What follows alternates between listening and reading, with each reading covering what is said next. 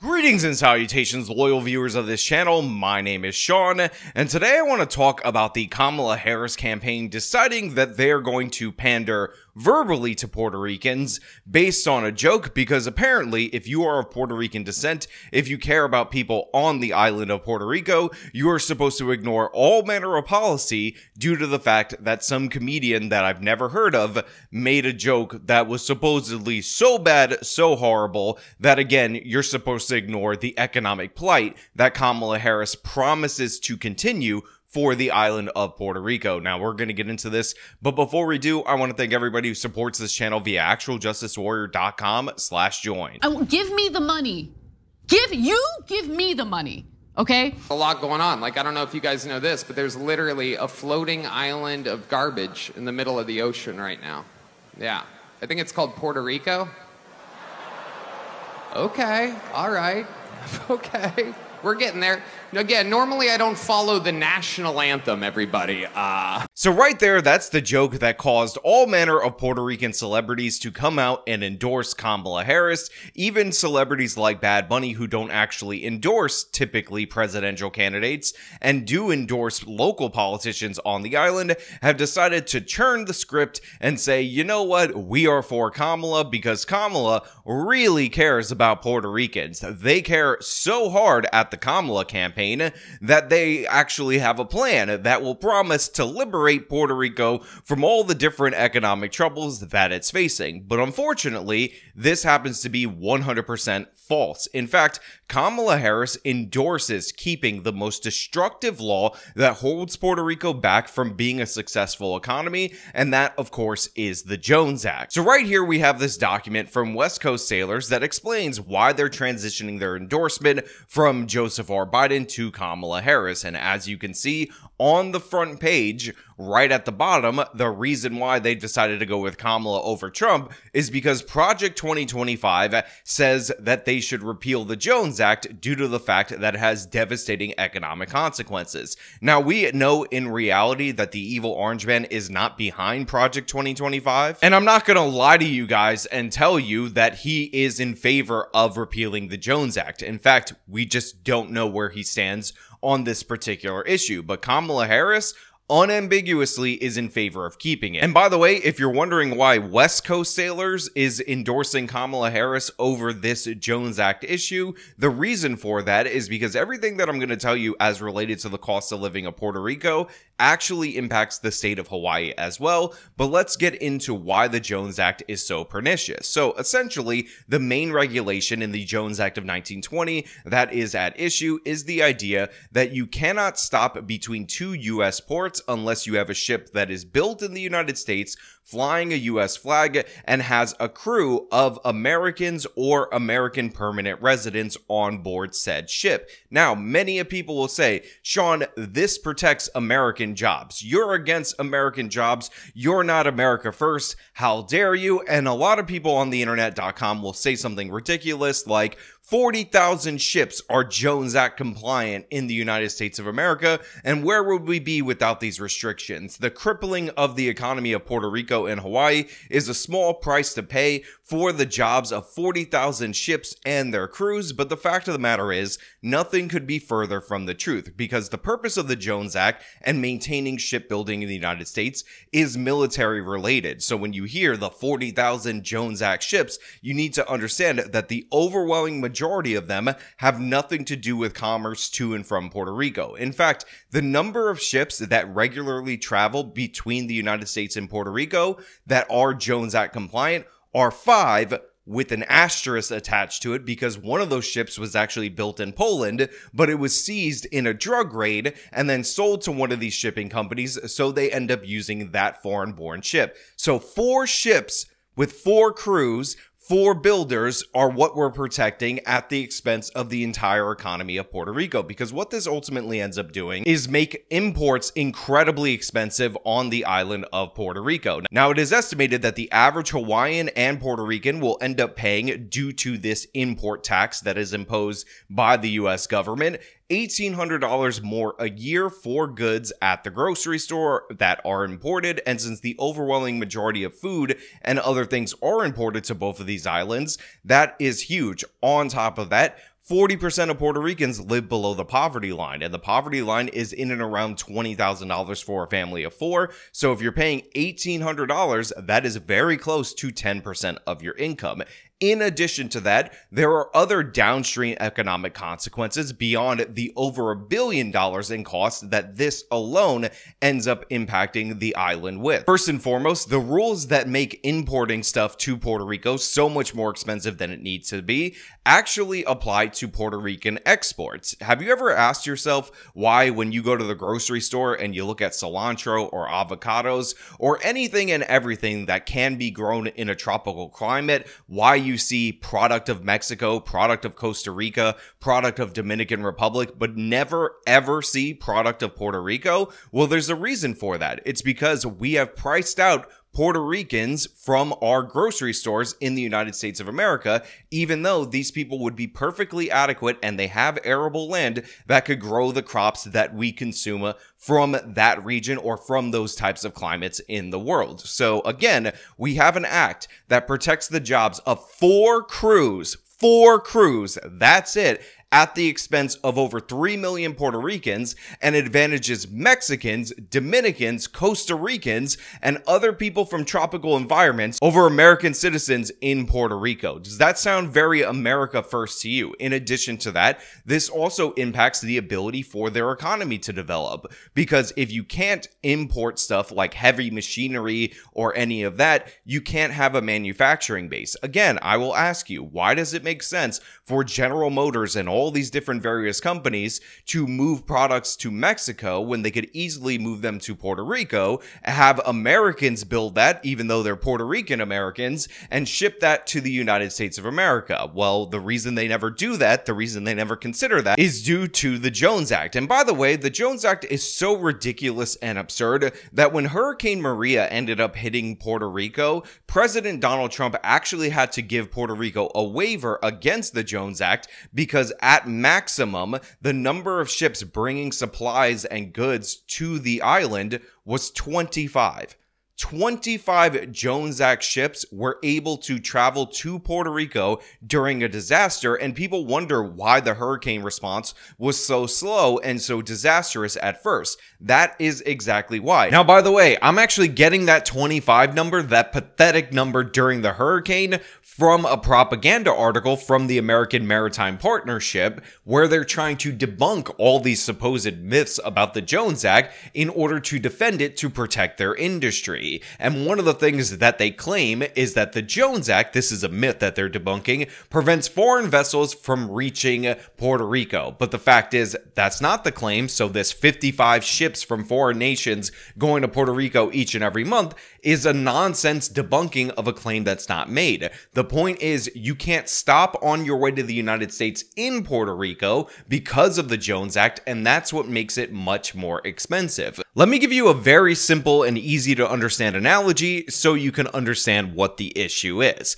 So there's actually a place in downtown Manhattan on Carmine Street that is a Yemeni coffee shop, and they have an absolutely amazing Yemeni spice latte. I absolutely love it. But the thing is, it's actually incredibly difficult for me to get downtown when this place is open in order for me to get this latte. So on its own, I would never stop there. In fact, the only reason I discovered this place is because I decided to go to somewhere called Bleecker Street Pizza. By the way, get the Nana Marie pizza if you go there. It's absolutely fantastic. Then went across the street to John's on Bleecker Street. Coal Fire Pizza, absolutely amazing. Get their standard pie, and no, they don't sell slices.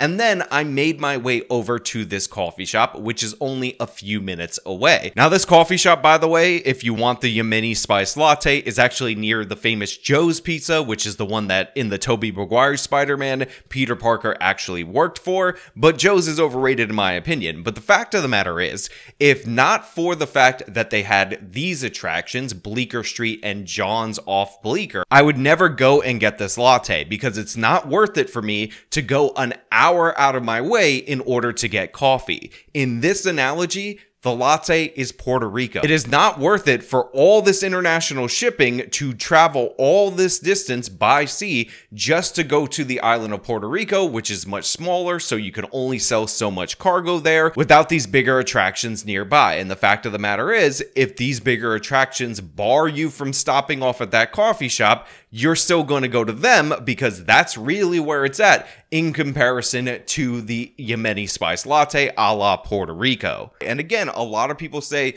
Puerto Rico needs to get statehood. That's what Kamala Harris is pushing because she wants to get more Democratic voters, cheat, and get 2 additional senators in the Senate. But the fact of the matter is, statehood would not solve this problem. Go ask residents of the island of Hawaii. But speaking of the residents, I think it's also important for you guys to understand that Puerto Ricans are fleeing the island. I talked about their population being in and around 3 million people. Well, that is down from 4 million people. It is one of the fastest depopulating places in the entire world. And by the way, much like Hawaii, more and more people that were born on the island are living in the continental United States than ever before. In fact, it's gotten so bad on Hawaii that more native Hawaiians live on the American mainland than they do on the original island. And that is fast approaching a reality for Puerto Rico if it hasn't already gotten to that point. Now, another major problem that people are facing on the island of Puerto Rico is the fact that energy costs are incredibly high on the island. And again, the only other place in the country where energy costs are that high happens to be the island of Hawaii. And a lot of people can attribute this if they want to be blind to these being islands in the ocean. But the fact of the matter is, the Caribbean is incredibly close, and other non-American Caribbean islands have nowhere near the energy costs of the island of Puerto Rico. In addition to that, the US has other territories in and around that area, and guess what? Because they're exempt from the Jones Act, they don't pay nearly as much for electricity. So what ends up happening as a result of this? You have a population that is largely in poverty, with some of the highest energy bills in the entire nation compared to their incomes, probably the highest in the entire nation. Well, the power company has to compensate in some way. They either have to raise prices, which many a Puerto Rican can't actually afford, or skimp on maintenance in order to cut costs in other departments. Well, that's exactly what happened for years and years and years,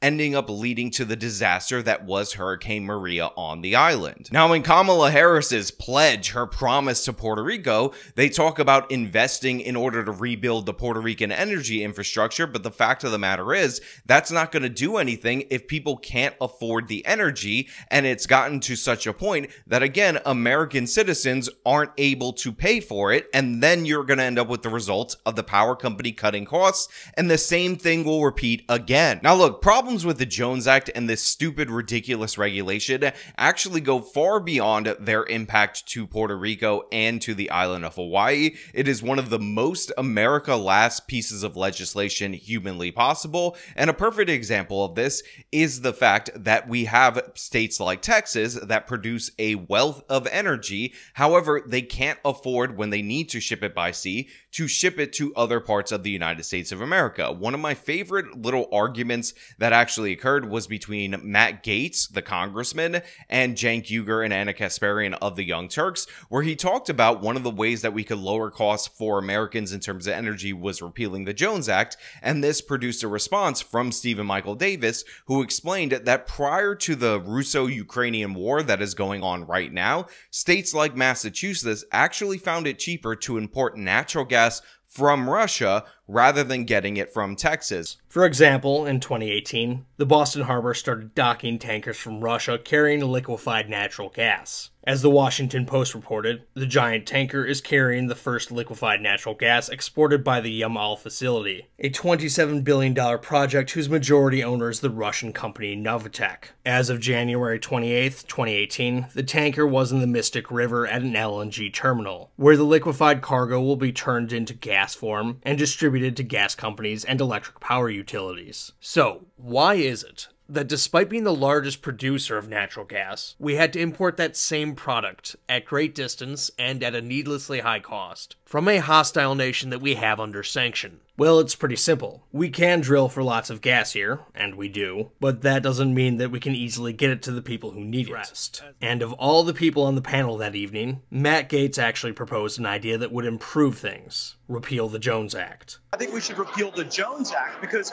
you're right, there is production that's up. But as a consequence of the Jones Act, we're not able to actually get that energy to the places that we need it so that there's broad distribution and lower prices. So actually, there's a deregulation answer that I think would unlock lower prices for the American people given what we currently produce. What's the Jones Act and what does it have to do with energy? The Jones Act is a Wilson-era law, as in Woodrow Wilson, the president during World War I, that regulates domestic shipping vessels. Under the Jones Act, shipments between 2 points in the United States must be made on vessels that are built in the U.S., U.S. manned, U.S. flagged, and U.S. owned. If ships are not in compliance, they may have to forfeit their cargo to the Coast Guard, or pay a fine of equal or greater value. As of 2020, there are only 99 Jones Act compliant large ships. That includes 57 tankers, none of which are equipped with the cooling equipment necessary to reduce natural gas to liquid form, which is necessary for shipping. This has made shipping fuel domestically prohibitively expensive. So much so that it was actually cheaper for that Russian vessel to ship natural gas to Boston than it would have been to get the same product from Louisiana. This is not a one-off either. It's cheaper for Texas producers of oil to send their products to Europe or China instead of the East Coast of the United States. In 2018, the East Coast's largest oil refinery, operated by Philadelphia Energy Solutions, filed for bankruptcy partly because Jones Act regulations made it too expensive to ship their product. When the price of crude oil dropped too low, it was no longer worth it to ship by rail. They could have shipped it by water, but the Jones Act made this prohibitively expensive. As Reuters reported, perversely, it became cheaper to transport crude oil from North Dakota to points in Western Europe than it was to transport the same crude oil to Philadelphia. And I remember during the whole Keystone XL pipeline debacle, how a lot of lefties would put up this map and say, oh, you think this is about America? You think this is about American oil? Well, why does the pipeline extend all the way through the United States of America to Mexico? And there's a perfectly adequate answer for that. And that's because in order to ship the oil to different various parts of the United States of America, we have to send it to another country first in order to get it here because the Jones Act makes it prohibitively expensive for us to move American oil around our own nation. So if you're one of those people who doesn't care about the plight of the island of Puerto Rico or care about Hawaii, even though it's a state, it's important for you to understand that the impacts of the Jones Act affect you in ways that you don't even understand due to the fact that it is a poorly thought out piece of legislation. But in addition to that, it advantages all these different various countries that are not American at the expense of American states and American territories. Again, imagine joining up with the largest economy in the world and being completely boxed out from said economy based on a stupid law that guarantees a monopoly and guarantees jobs to, again, 4 shipping crews. 4 shipping crews. That's it. That's all Puerto Rico has access to. And again, we are expected to consume all these different various products from other Latin American nations, from other tropical climates that could be grown in Puerto Rico instead of outsourcing jobs to Puerto Rico, which again is a U.S. territory, so it doesn't even really count as outsourcing. Major U.S. corporations decide that they're going to outsource to other Caribbean islands for products that they want to manage there or to Mexico, and that can all be undone with the repeal of the Jones Act. Whether you like it or not, whether you care about the Orange Man or Kamala Harris or not, it is just a fact of life that if you are wrong on this issue, you are wrong for Puerto Rico. And if anybody cares about the island of Puerto Rican descent, of which I am half of Puerto Rican descent, talk to your family member. Ask them about the cost of living. And when you ask them about the cost of living and you get a dollar figure number and you think, hey, maybe that's actually lower than I was expecting based on all these different various things that I heard about the Jones Act, understand that that cost of living ends up needing to be adjusted for the lower incomes that you have in Puerto Rico as compared to the U.S. mainland. Again, There is no reason why we should go out of our way to disadvantage a U.S. territory, box them out from the world's largest economy, which is the United States of America, and make it so 99% of ships on its face can't stop and drop stuff off at Puerto Rico on their way to the United States of America. Again, 99% of the shipping in the world is non-Jones Act compliant. And all the ones that are Jones Act compliant, guess what? They don't even go to Puerto Rico except for 5 technically because of that ship that was seized during a drug raid, but again, wasn't even built in the United States of America. So yes, this is one of the most America last policies that you can possibly have. And yes, Kamala Harris has been expressly endorsed by certain unions in the United States of America based on the idea, again, according to page 1,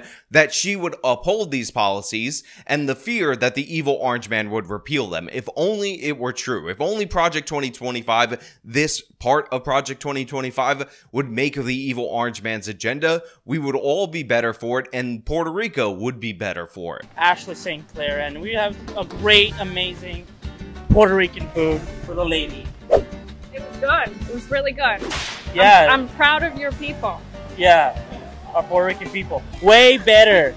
No. Way better than Cuban food. You know, they have like this weird version of mofongo where it's just boiled plantains and it looks like pudding. What exactly is mofongo? It's fried plantains. Oh, that sounds good. Why didn't you give me mofongo? Well, I want monolith mofongo.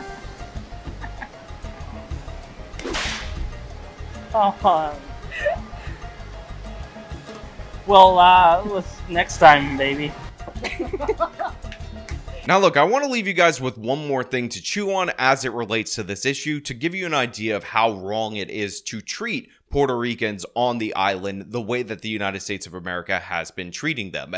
If tomorrow the Biden administration decided that we were going to permanently normalize trade relations with Cuba, then that communist dictatorship, that enemy state, which has been an enemy state of the United States of America since the 50s, would have better access to our economy than Puerto Ricans do. And remember, Puerto Ricans became citizens of the United States of America in 1917. They disproportionately serve in the United States Armed Forces. They were drafted into World War II. I have my grandfather's draft card, or actually a member of my family has my grandfather's draft card. And if you go to World War I and World War II monuments, you'll see a lot of traditional American names, but you'll also see a very high amount of Latino names. And those Latino names are overwhelmingly disproportionately Puerto Ricans. These people have bled for this country. They've died for this country. And again, we're advantaging non-citizens, and in this hypothetical, we would be advantaging the citizens of an enemy nation for over half a decade over them.